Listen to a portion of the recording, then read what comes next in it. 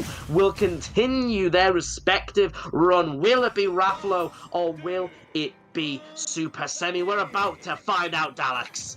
Yeah, the question's on everyone's mind, Hob, as we go all pistons blazing into the start of this game. Neither player holding back, just holding forward so far. We're not even seeing Supahsemmie try and disengage. No arrows, no boomerang, no presses of the B button yet. It's all about blades and staffs. Staves? Blades and staves? Blades and staffs. And Raflow... Yeah, Raflow's done a really good job so far racking up this damage on Supahsemmie. Supahsemmie now realizing, wait, I have more options than just the sword.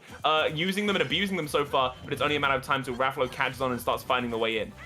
Using that neutral aerial just to spin through the objects that Young Link is pulling out of his pockets from every which one and trying to throw at Palutena here, waiting and reading the option there off ledge, so effectively leading to an up air situation and ready to punish with a back air as well, finding it on that second attempt off the last hit of a nair, wanting to punish the recovery with a down tilt to get that 2-frame, but at the moment you have been put into a disadvantageous situation. You're off ledge and Supahsemmie there happy as can be just to back off that little bit more, establish the zone that Palutena wants to break at the moment here. Offstage once again is Raflow, and Supahsemmie ready to catch a brilliant teleport with an up air, just not quite managing to land at the up air page. Huge dividends previously, but it's the forward throw that's going to take the first stock, Dalax.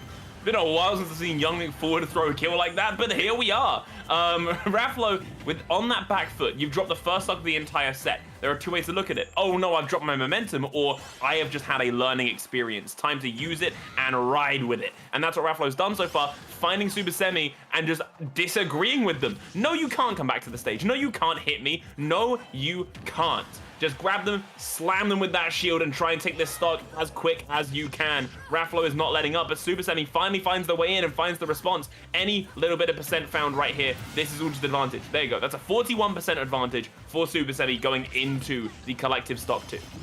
Here we are, neutral aerial coming out, wanting to start something, and yes, it is tried and true, but the up air is the one that's proving to be a more reliable tool at this very moment, getting a beautiful tomahawk into a grab down throw, but just to establish a ledge situation. There we are. Oh, not quite managing to extend it, but keeping Supahsemmie in the corner and not able to quite finish things out yet, but Raflow has established such a superb advantage here, just piling on percentage and ready to chase again with an up air, not quite finding that killing blow yet, but it doesn't seem far off as Young Link is at 117%, but not willing to go quietly into the night here as Supahsemmie swinging with that forward air just to try and back Raflow off Parabois, wanting to finish things out, but there we go, the drag down for neutral air into a regrab, but not able to find that killing hit again. Something has to come out, and that something is the invincible back air that Palutena possesses. Oh, what a lovely string from Supahsemmie. Just projectiles, bombs, boomerangs, rope, you've got it, whatever you want. Supahsemmie combos Raflow up and off the top to reset this 0% apiece, one stock apiece. It's dead even as we go into the final stock of game 1. This little bit of advantage is all to play for, as game 1 is pretty nice, pretty just satisfying to have under your belt. It's a good lifeline. It certainly is. It's an establisher of momentum early in the set. Obviously, the game you really, really want to be taking as well as that central game if it is going to go to a Game 5 situation. But establishing the early momentum that comes with a big Game 1 win certainly puts something in your pocket that you can use later. And Supahsemmie is determined to have that under his belt here, getting caught by a reverse neutral air. Palutena just barreling forward, train leaving the station regardless if the passenger's on board, and the passenger just made that late connection. And connecting again is the up air from Young Link. Wants the down tilt into the back air. Not quite able to find it though yet. Getting back with a great use of Young Link's tether, but then called straight back out with that down tilt and finally finding that back air. Raflow takes game 1. That they do. Very, very nice. How under your belt, Supahsemmie on that back foot. You've been traveling through losers. You're both these players. You've been in lower side for a while, and you're both aware that this could, well, for one of you, this is your last set of the bracket. So they're going to be fighting with all guns blazing in this literal fight to stay alive in this bracket between the two. So Raflow is playing real nice so far. I'm really about the way that they're doing it. Supahsemmie, though, we did see, and I do want to note this, against Modzai, Supahsemmie was a actual, like, mastermind when it came to adaptation. It is, I think it comes down to, because Pac-Man is a character that forces you to adapt, whereas, like, Palutena, you're adapting to the player more than the character. So it's now just a big question of, does Supahsemmie learn about Raflow in 1 or 2 games? That's the question on my mind. Yeah, especially after, as you say, there was such a ginormous degree of just fitting yourself around the options that Pac-Man can mix up so well. If you can adapt to Pac-Man, you can adapt to anyone. And Palutena is one of those characters that's been there since day one. You know, day one of Super Smash Bros. Ultimate. Palutena is in your video game. You can figure out how to get around all of her traps, all of the trimmings that she does bring. Again, the likes of the auto reticle, the likes of the explosive flame, the ginormous hitboxes on some of her aerial, and getting around them is certainly something Supahsemmie's gonna have to do that a little bit better. That up air was used so effectively that first game just to pile on percent, but here Supahsemmie throws out an up air instead to tack on a further percent untouched at the moment, and using the A and B buttons of the controller there in tandem to take Palutena all the way to 111% once a ledge trap situation, and using the nair just to back Palu off here. Again, not securing the kill, but securing a very advantageous situation. Unanswered and unable to get out of the ledge without caking some percent here. Raflow finally answers back with a down throw into back air, but 100+% has been tacked onto you. How are you going to bring this one back, Dalax?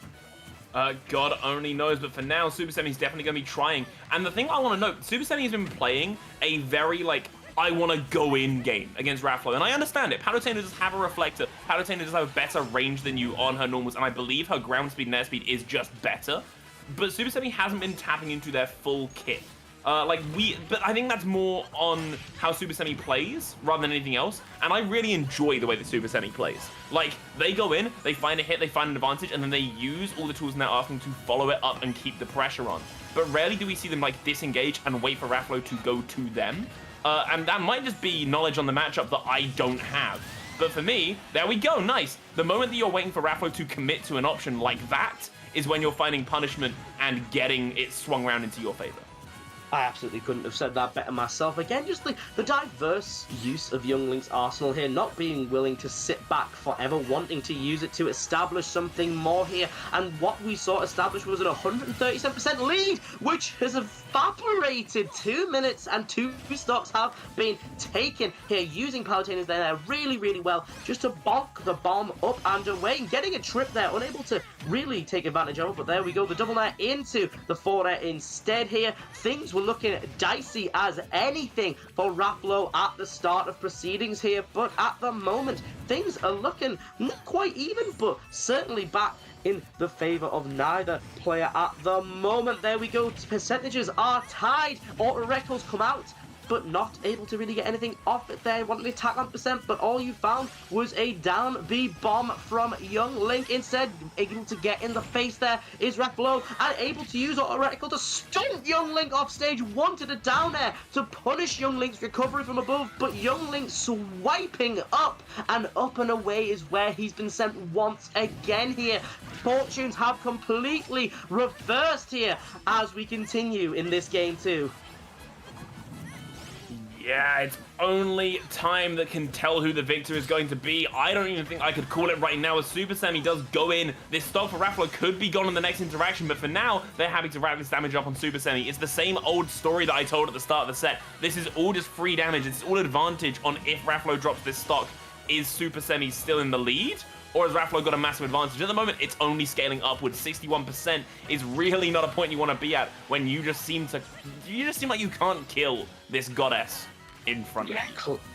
Closing things out has certainly been what's been most contentious for Supahsemmie in this set. Again, that ginormous advantage at the start evaporated so quickly, it felt like, just through Palutena being able to deal with you and you not being able to deal effectively with her, pouncing her back towards you though with that bomb and landing a neutral air. Link sticking out the leg and sticking it to Palutena there. Triple forward, wanting to get Palutena off and away. There we go, down throw into up air, not quite finding it, but trapping Palu at ledge, using the aerial options there of Youngling to try and secure a situation in which the stock can be taken. Not quite finding it, but keeping Raflow in disadvantage up until a forward air comes out. Jab, jab into that spot dodge there, expecting a retaliation from Raflow, but there we go, forward throw is what's used by Raflow, pulling the bomb and not able to get back to stages. Yes, you've hit Raflow, but Palutena's just